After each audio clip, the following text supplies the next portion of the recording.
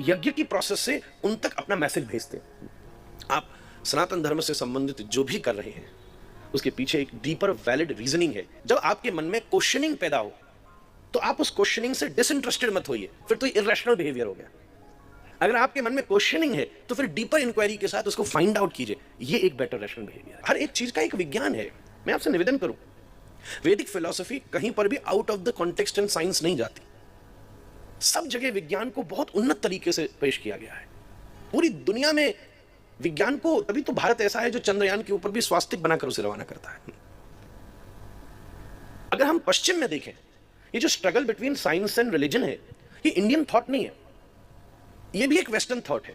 Because कहीं ना कहीं वेस्टर्न वर्ल्ड में जो साइंस का एस्टेब्लिशमेंट है वो बाइबल के फैक्ट्स के अगेंस्ट क्रिएट हुआ। जैसे one of the very famous statement, Bible कहती है कि पूरी दुनिया सपटी है, अगर एक दिशा में आप बहुत दूर तक जाएंगे तो नीचे गिर जाएंगे।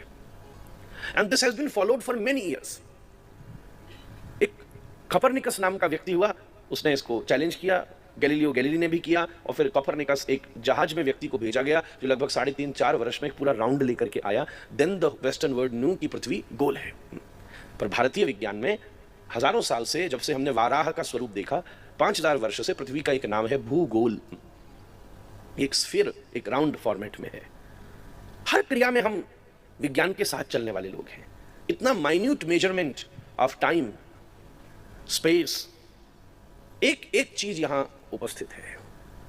भारत गुरुत्वाकर्षण के स्वरूप को, तभी आप एक चीज समझिए, जो भी नई चीज डिस्कवर होती है उसके लिए संस्कृत में एक पहले से नाम मौजूद है।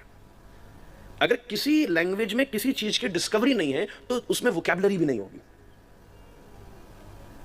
जैसे टेलीफोन बना, तो दुनिया में बहुत सारी भाषाएं हैं इंक्लूडिंग रशियन जिसमें टेलीफोन को टेलीफोन ही बोला जाता है, पर संस्कृत में उसके लिए एक नाम है दूरभाष। कहने का अर्थ यह है कि संस्कृत युक्त जो विज्ञान था उसमें कोई एक साधन मौजूद था जो दूरभाष कराता था।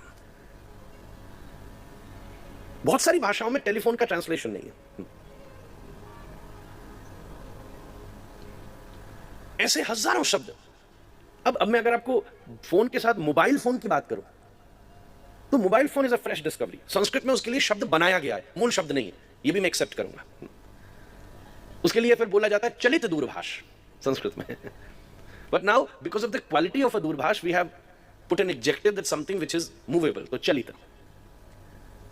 And this is what even in English, mobile is actually considering a specific quality that a telephone which has a mobility.